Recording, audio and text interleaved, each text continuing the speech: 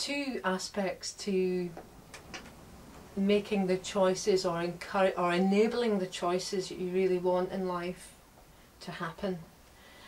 One is, one needs to be very, very clear about what it is we want. Bravely clear, if that's an expression. Unflinchingly clear.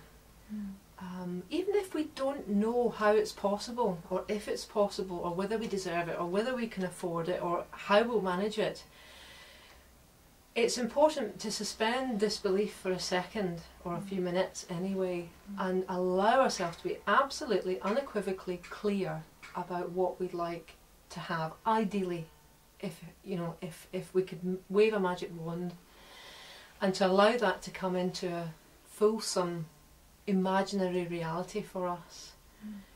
And yes, it is, and at least then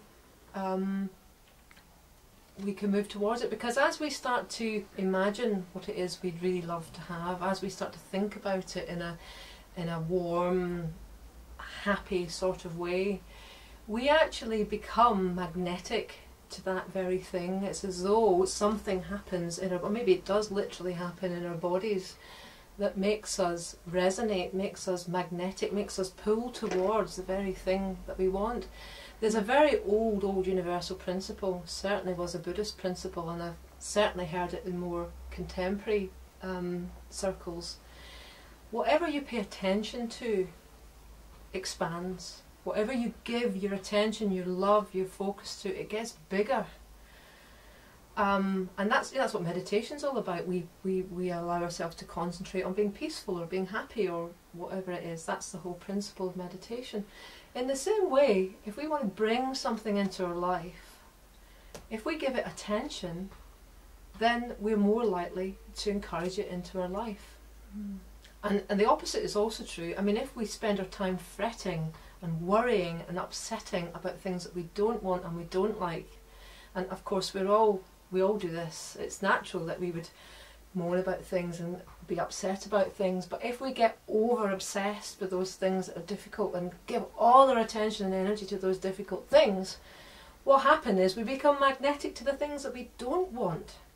So one of the practices that I teach in my coaching work is to, okay, acknowledge what's difficult, acknowledge what we don't want, but then shift our attention onto what we do want and energise that, and in that way we give ourselves the best possible chance of attracting that we want into our life. I mean, I think it's true to say that we do create our own reality all the time. Most of the time, most of us are creating that reality, the circumstances we find ourselves in, the people we meet.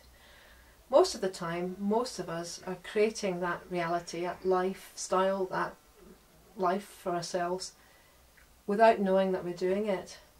Because it's that headless chicken automatic pilot thing again, that thing about not having the gap between what happens to us and how we respond. If we don't have the awareness, if we don't have the gap, we can't choose and make sure that we're actually choosing what we want. We just find ourselves the victim of circumstances, the victim of what's occurring in our lives. So I think what happens is, you know, and we all find ourselves in difficult, awkward, upsetting circumstances. That's part of nature. You know, it's part of what we have to learn to cope with. But as we become more self-aware and more able to touch in with these choices and guidance within ourselves, then we can make sure that we're choosing things that actually support what's best for us.